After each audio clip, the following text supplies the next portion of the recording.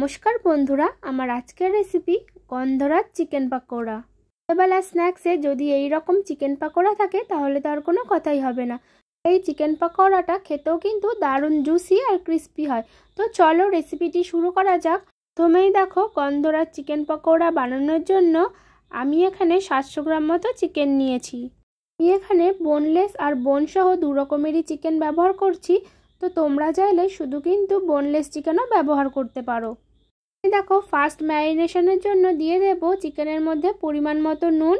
এরপর একটা গন্ধরাজ লেবু নিয়েছি, সেটা আমি একটা গ্রেটারের সাহায্যে লেবুর যে জেস্ট আছে সেটা বার করে নেব।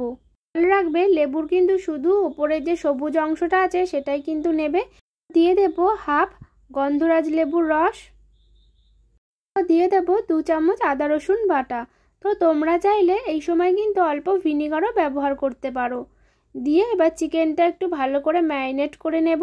এরপর এটা আমি ম্যারিনেট করে 15 মিনিটের জন্য ঢাকনা চাপা দিয়ে রাখবো। 15 মিনিট পর ঢাকনাটা খুলে নেব। এরপর আমি সেকেন্ড ম্যারিনেশন করে নেব। তার জন্য প্রথমেই দিয়ে দিচ্ছি 1 চামচ গোলমরিচের গুঁড়ো, 1 চামচ লাল লঙ্কা গুঁড়ো আর সামান্য ধনেপাতা কুচি। দেব একটা ডিম। তো তোমরা চাইলে এখানে কিন্তু ধনেপাতার পেস্টও ব্যবহার করতে পারো। দিয়ে এবার সব কিছু ভালো করে একটু মেখে নেব। কিন্তু এই সেকেন্ড ম্যারিনেশনটা করেও 15 থেকে 20 মিনিটের জন্য রেস্টে রাখতে পারো। তাহলে কিন্তু চিকেনটা খুব সফট হবে আর জুসি হবে। তো দেখো, এরপর আমি দিয়ে দিচ্ছি 2 থেকে 3 টেবিল চামচ মতো কর্নফ্লাওয়ার আর 2 টেবিল চামচ চালের গুঁড়ো। গুঁড়োটা দেওয়ার ফলে চিকেন পাকোড়া কিন্তু খুব ক্রিস্পি হবে। এরপর দিয়ে দেবো 1 চামচ সোয়া সস আর 1 চামচ রেড চিলি সস। দিয়ে দেবো অল্প ঝালের জন্য কাঁচা লঙ্কা কুচি। দিয়ে এবার চিকেনটা ভালো করে একটু মেখে নেব।